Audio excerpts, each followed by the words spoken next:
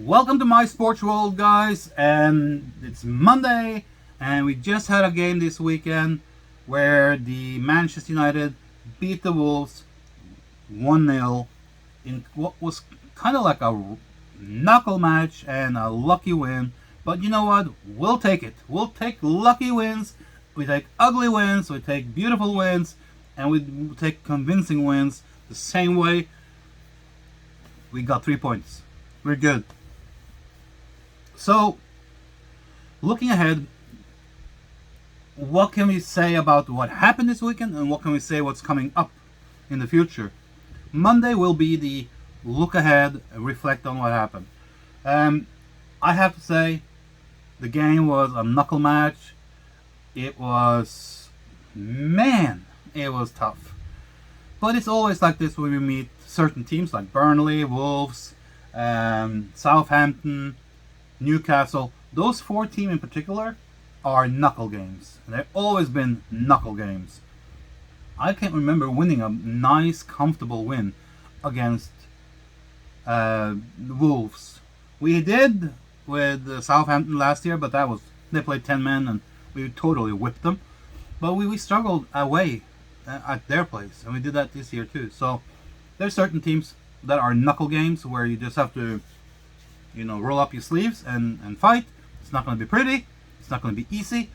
But we have to do it, and we're going to win. And we did. We did. Now, a lot of people online today, I have been reading comments on Facebook. I've been looking at YouTube videos because I want to see what other people say. And I have to say that my channel is not going to be like the others. So if you're tired of YouTube fan channels that are negative, they're founded and based on negativity, all their members are all about just being negative, then welcome, because this is a fan YouTube channel that will look at the game with a positive view. Of course, if there's critic to give, we're going to give critic. If we think there's things to need to be improved, we're going to point a finger at it. But this channel is not based on negativity like a lot of the other channels are. And we're not a clickbait channel like most others are. Let me come out and say it right away. There is one other YouTube fan channel that I really like for their content, for their people, for how they do things, and that is the Stretford Paddock. I really like how they do things. They have a well-balanced view on things. Yeah, they spill the beans if it's needed to. I mean, I'm gonna do that in this video, but it's with a positive undertone. The base of the channel, the base of the foundation of it is based on positivity. We are fans. We're not critics. We are fans. We're not haters. We're fans. The other ones, no. I don't have much positive things to say about them. They are more about an agenda. They're more about subscribers and clicks and views. Not real fans. They can call themselves whatever they want. They can say whatever they want. But when you base your fan channel on negativity, you're not a fan. I'm sorry. Not a real fan. Looking back, let's look at the game. It started off really shaky. I want to say that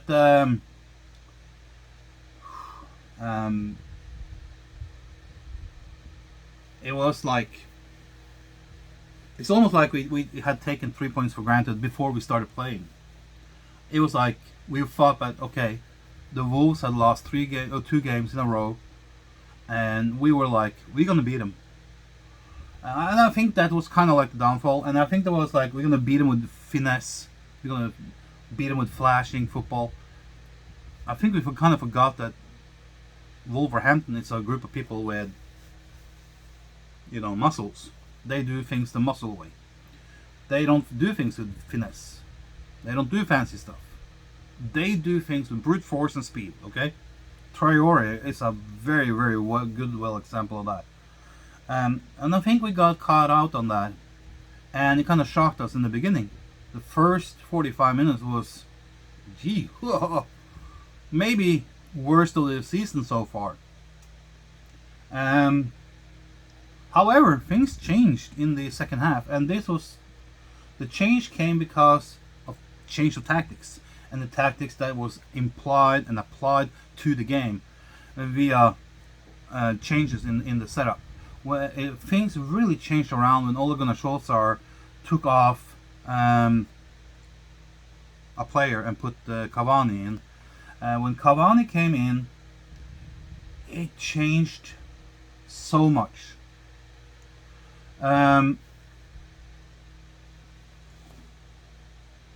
If you looked at the game in the first half, when we had the ball, Wolves fell off and they were very compact. There was like the back four and the midfielders were like 5 feet away from each other, and there was no room. We tried, but there was no room. And they were laying low, very low. They were like on their 16 meter box or 18-yard box, and sometimes further down. And it was hard to get around. It was hard to break through, because I felt that we didn't have the strength to do it. We didn't have the right players to do it. I think this would have been a nice game to use Daniel van de Beek instead of Fred. I'm gonna come back on that. But as soon as Cavani came in, something happened, and you have to go back and look at it, because I have several times. As soon as Cavani came in, you could see that the whole team changed. And what happened with the Wolves was the 5 to 6 to 7, 8, 10 feet apart. So all of a sudden got stretched, and you saw that there was much more room between the back four and the midfield. It was huge rooms. That's where Pogba came through and gave the ball to Varane that got an assist. So you could see that rooms got created, and this got created because of Cavani's and his diagonal runs, his side to side, his sweeping runs. He draw attention, and he draws 1 and 2 players with him. It's not like he has one guy following him. He has one guy really close up in his body, and then you see some of the others are like kind of like leaning over to his side, creating big openings in the middle and on the other side. And when he goes into the middle, you can see like 3 or 4 players kind of like box him in, and he creates big areas, open areas on the flanks. And you could see it because when Martial came in, Martial had more room now than what he had when he was on that side against Southampton. So it was a tactical masterpiece to put Cavani in because of who he is and what he does. It creates so much more room, and it's created all these openings for Greenwood to score as well. Look at the goal, and look what happens when Cavani is to the, Greenwood is running towards the goal and the 5 meter box and to the end line. And as he runs to prepare his shot, you can see Cavani is kind of like running parallel with him, but further in to the middle. And you see the Wolves players are communicating, and all of a sudden you see a couple of Wolves players probably being told that, hey, look behind you, look behind you, look behind you. And they look over and they see Cavani, and all of a sudden one player falls off towards Cavani, and the other player falls off towards the goalpost. Creates big opening, huge opening for Greenwood to just place the ball in the long corner, and that's what he did. And don't ask Greenwood twice, because he is a phenomenal finisher. He will put that ball on a stamp if he has to. He almost did the same thing in the first half. He was like, this far away? 6 inches? So you can see it when Cavani, because Cavani came like this, and then he went like this, and you see 2 players looking behind them, and all of a sudden they fall off. And all of a sudden, that leaves Greenwood with 1 player on him and 1 player behind him. The player behind him has no influence on the play. If Greenwood can beat the player he has, kind of like on the side of him, and get a shot fired off, it's a big chance of scoring a goal. That's what happened. So getting Cavani on was very tactically good. It also changed the whole dynamic, and by putting Martial on the left side, Cavani came in for James. James wasn't terrible. He wasn't terrible. He was not the worst one on the team today. He had some good things. James did a lot of good. He had a ball recovery thing that was like awesome. Who was it that missed that ball? Was it Fred or Maguire? I think, and or Sancho. But James, he just sprinted that ball down and recovered it and stopped a big chance for the Wolves. Going forward, I see there's things that has to be done, and there's things that can be done better. I don't think they got everything right, but you know what? No teams ever will get everything right. If you get everything right, you are playing the perfect game, which means the opponent never has the ball. They never score a goal. They never get a corner. They never get a free kick. You win. How many goals can you score within 90 minutes? That's the perfect game. No team at all in the Premier League will ever play the perfect game. Not even City, not even Liverpool, not even Chelsea. Liverpool played 1-1. It's not the perfect game. Manchester City lost their first game. Not the perfect game. So, of course, there will be games during the season where mistakes will be made and things will be tougher than you expected. So, going forward, I think that the best thing we can do, now we're going to have the international break. Maybe McTominay will be back for the Newcastle game. Who knows? But if he is, he should start over Fred. That's for sure. Fred is our weakest link. He's the weakest player on the team. You saw it in the second half when he got a ball. He tried to kind of like stop it or get control of it, and it went straight to a Wolf player who started running towards our goal. And Fred started to run after and was like almost shoulder to shoulder, but he couldn't do anything because he wasn't strong enough, and he was basically just put on the ground like a wimp. So we have to think about an option instead of Fred. Fred is not good enough. He can be a reserve, he can be a backup, but he's not starting caliber in Premier League. And I think that if McTominay is okay to play against Newcastle, I think we have to do that. If he's not okay, we have to play Donny van de Beek. I don't care if he's not a holding midfielder or a defensive midfielder. Donny will not play any worse than Fred in that position. He will not. Donny is stronger. He has better ball control. And I think he also has a better outlook forward. If he sits back there as a defensive midfielder, a holding midfielder, I think Donny can read the game and read runs better than Fred and pass the ball where it needs to go better than Fred. Huge difference. I think that's the way to go. However, if you look back at what happened, people are saying, oh, we played a terrible game. We won just because we had luck and a moment of independent brilliance. Well, newsflash for you. Football is based on several factors. Let me give them to you. Football is based on luck, skill, and tactics. We saw all three in this game, and we won because of the luck this time. Sometimes you win because of skill. Sometimes you win because of tactics. And sometimes you win because of all three integrates, and that's when you get a game like we had against Leeds.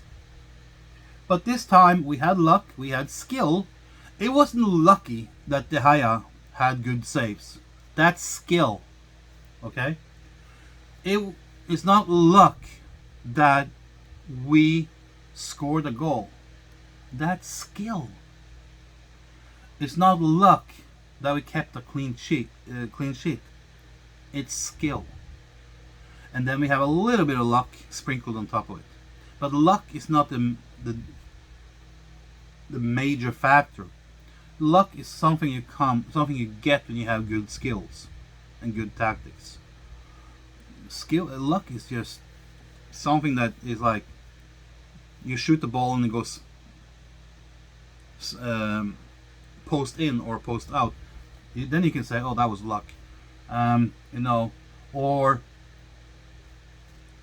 if you shoot and there's kind of like a little unevenness in the grass and the ball hits it and then it changes direction and it throws the keeper off, that's luck. So individual brilliance is, I see, being flashed by comments on Facebook and YouTube and by YouTube channels, the ones I talked about earlier, and they're saying, oh, we won because of individual brilliance and not because of a team win. That's so stupid. It's the stupidest thing I ever heard. It's the stupidest thing you can ever say. A soccer game or football game is always a game from a team, two teams, and everything is a team effort. Someone had to give Greenwood the ball. Someone had to make a run in the middle to draw players away from Greenwood to create openings. Someone did heroic saves earlier in the game and later in the game to keep a clean sheets.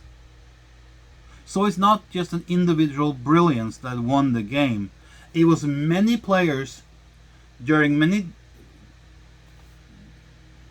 times during the game that did good stuff, that did awesome stuff. Wan-Bissaka did some awesome defending. He had some good passes. He was a little bit shaky the first 5, but beside that, he was really good. So you had Wan-Bissaka did good. Maguire had a few, rest of the game, he was good. Varane had the first 5 minutes, was a little bit shaky, a little bit nervous maybe. But he just settled in after 5-10 minutes and just became a wall and did really good. Luke Shaw was like, he was okay, nothing special. And then you had moments where certain players did good stuff, but overall they were like, nah. Like Daniel James, Sancho, those two. Daniel James did some good stuff. He did some less good stuff, and then sometimes he was like, you didn't see him. He kind of got lost, and that's why he was taken off. But Fred should have been taken off too. Earlier. But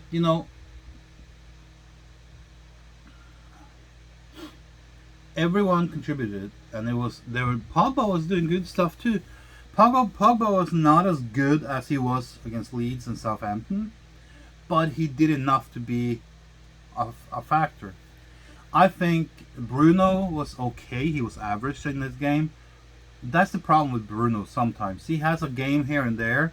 When the game gets really physical, you can see Bruno fades away a little bit. And then he comes, and you see him, and he do something, and then he fades away again. But the games where he can brilliantly do flashes and freely operate and do what he wants, he's really awesome.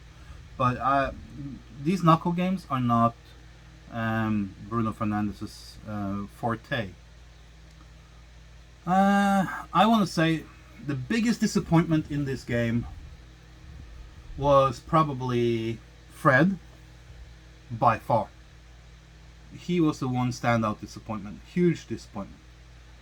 And I want to say, I expected a lot more from Sancho, but then again, it was his first full game from start, so can't maybe expect too much right away. I'll give him a few more games, but if this is his standard, he's no better than Daniel James. I'm sorry. This game, Jadon Sancho was bad.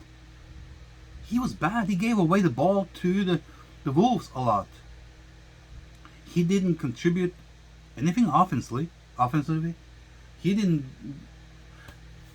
It was almost like he was afraid to challenge on the wing. And he was roaming around more on the inside, the inner thing of the on the midfield than on the wing. I don't know if he was told to or if he did by himself. I saw that Ole Gunnar Solskjaer sometimes like, hey, stay wide, go wide, go wide. I saw him say it and kind of like signaling it. And then they went wide. So maybe they tuck in the front too. I don't know. He was not what I expected in this game. I expected more from him.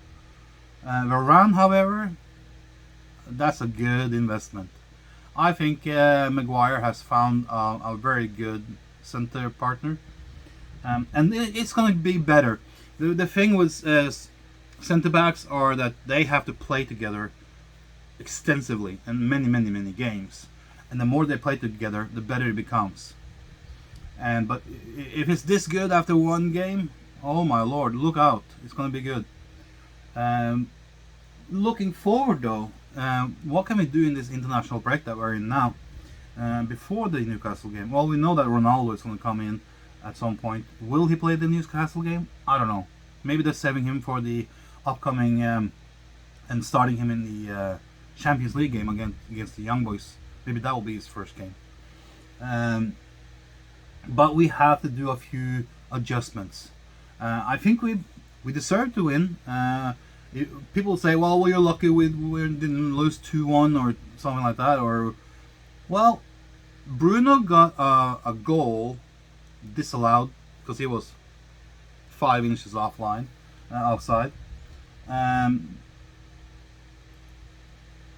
Fred could have scored at one point if he had some better ball placement on his shot, on his volley.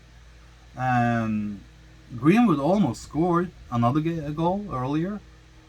Pogba had a good shot that was saved, heroic save by the keeper.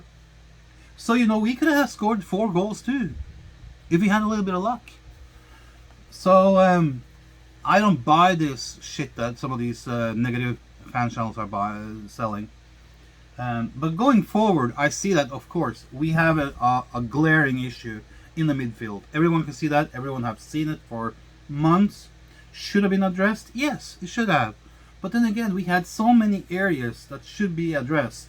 So you kind of have to prioritize. You can't go out and sign 5-6 players in a season.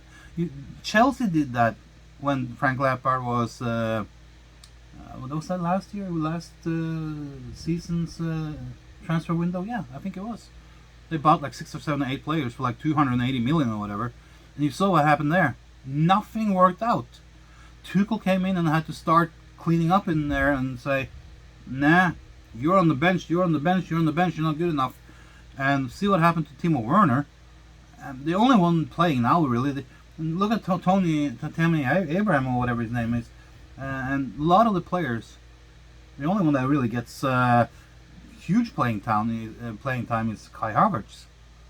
So, and now they went out and got Lukaku. So, you can't expect that just going out and spend a lot of money will fix things. Sometimes you have to do things from inside. Sometimes you have to try things from inside first.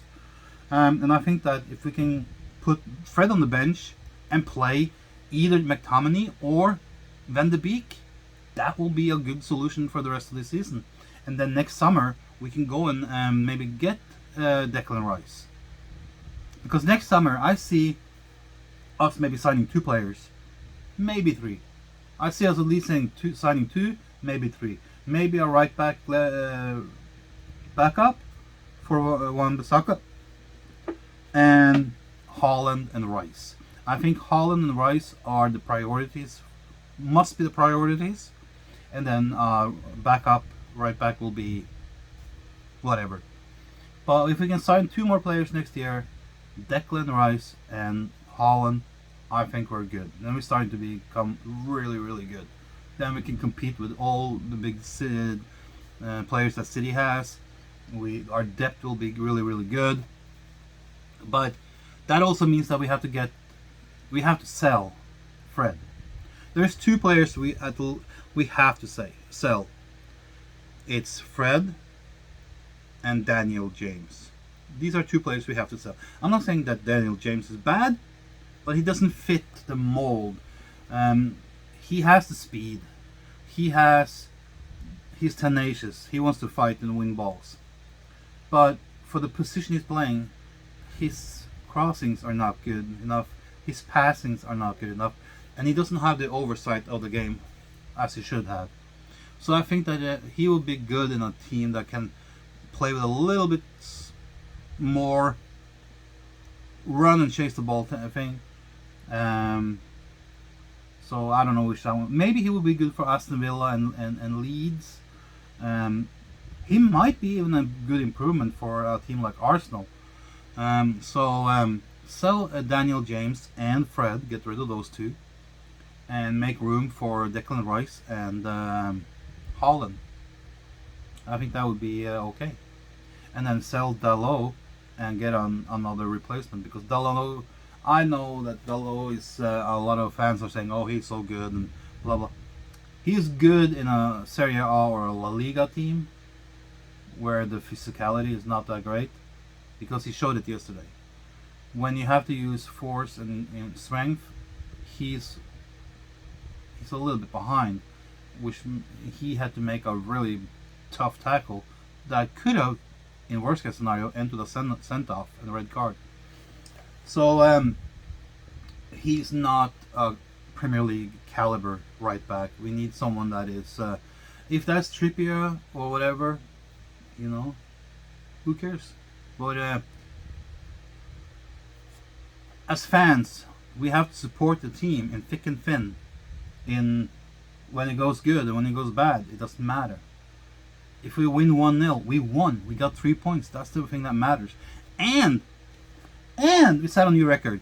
We are now the only team to have 28 games away unbeaten.